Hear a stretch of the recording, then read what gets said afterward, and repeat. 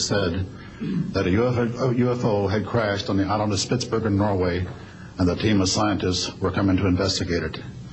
Going forward to the 1967 time frame, I was assigned to the 28th Air Division at Great Falls, Montana, and I was the officer in charge of the communications center there. Also, I was a top secret control officer for the division. I had a crypto account. I was an account custodian, and I also passed out nuclear launch authenticators. During that time, I can recall seeing a message come through that communication center which said, basically what Bob was just got through talking about, is that a UFO was seen near the missile silos and the missiles were deactivated. Coincidentally, the person that Boeing sent to investigate the particular missile conditions, if you will, what made them shut down, was my first manager at Boeing, Mr. Bob Kaminsky, who has since passed away. And I can recall him on different occasions. He lived close to me in Auburn, Washington. That's where I'm from. And he said, Arnie, he says, those missiles were perfectly clean. That was the result.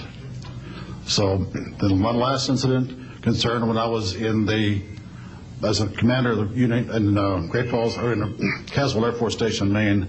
I had contacts with the security police at Loring Air Force Base, and they told about UFOs that were seen near the nuclear weapon storage areas on Loring Air Force Base.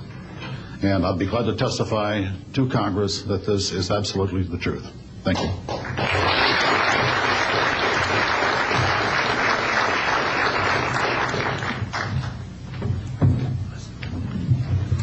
Good morning. My name is Harlan Bentley.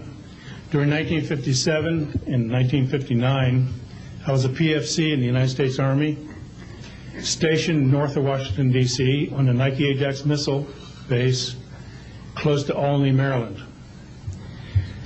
In May, this month of 1958, about 6 a.m., I heard a noise outside that sounded like a pulsating transformer. I sat up in my bunk. I looked out the window.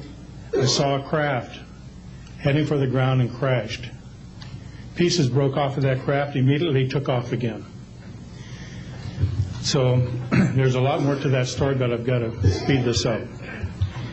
Now, the next night, I was on radar duty. I get a call from the Gaithersburg missile base. He says, hey, I got 12 to 15 UFOs outside, 50 to 100 feet above me. So I asked him, I said, what does it sound like? He took his head mic off, held it out the van window, and said, here. And the same sound I heard the previous morning, except a lot more of them. So my radar was on standby, so I immediately turned it on and got the blip just outside the ground clutter. I marked it on my radar screen. And then for a few minutes later, all of a sudden they took off. As they took off, the sweep came around, hit the blip. And when it came around, it hit it again. That blip was 2/3 away off my radar scope. In order to get that far at a constant velocity was 17,000 miles an hour.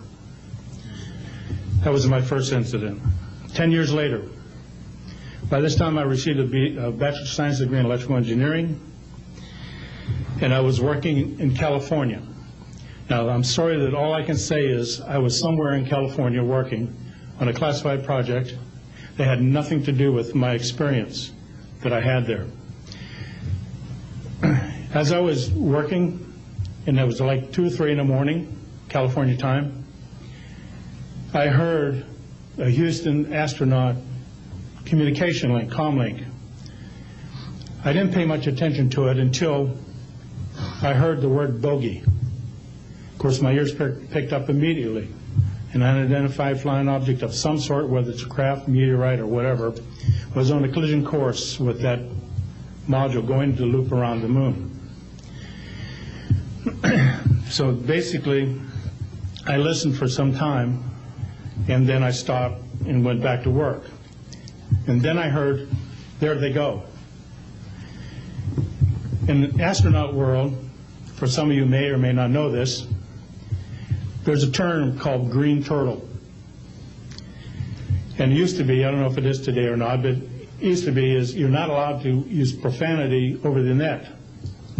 And the first person that does that, whoever hears it first and says green turtle, that astronaut's got to buy that man and his entire family a dinner at the most expensive place at Cape Canaveral. Well, to end this real quick, one of them said, damn, they went off, the UFOs took off. He says, damn, that's fast. And somebody yelled, green turtle. And then he said another word, a synonym to crap. And then somebody else yelled, green turtle. And you could see him grit his teeth, because now he had to buy 2 expensive meals. And my particular experience, I will testify before Congress if necessary, and explain exactly what happened. Thank you.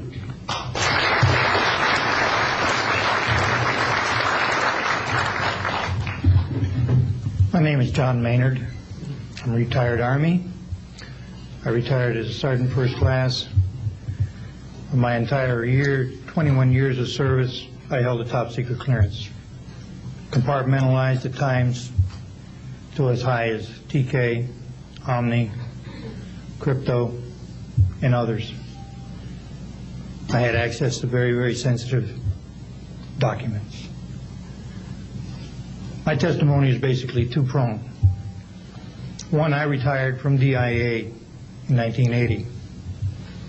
And when as an administrator you take over an office, you take over everything and you sign for everything. And I signed for well over 2,000 documents. In order to sign and inventory those things, you have to read them. Not word for word, but basically I went through every document to make sure that it was complete.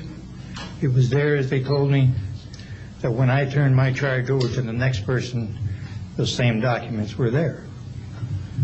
So I got quite a good knowledge of what was going on in those documents, and believe me, there are many, many different references to UFOs. There was also NPIC pictures that shows that it would targeted objects that were casing you out. Now, I worked on the SALT 1 and SALT 2 areas for the office that I worked in. So we were taking pictures all the time for verification of nuclear disarmament. And there were some objects in those pictures that didn't belong there. The second prong to this whole thing is that a lot of people talk about conspiracies over a shadow government. I'm willing to testify before Congress that these black operations do exist. I nearly became part of it. But I saw the light, I think. Or was it? And I got out. And that's it. We have to disclose what we know. And I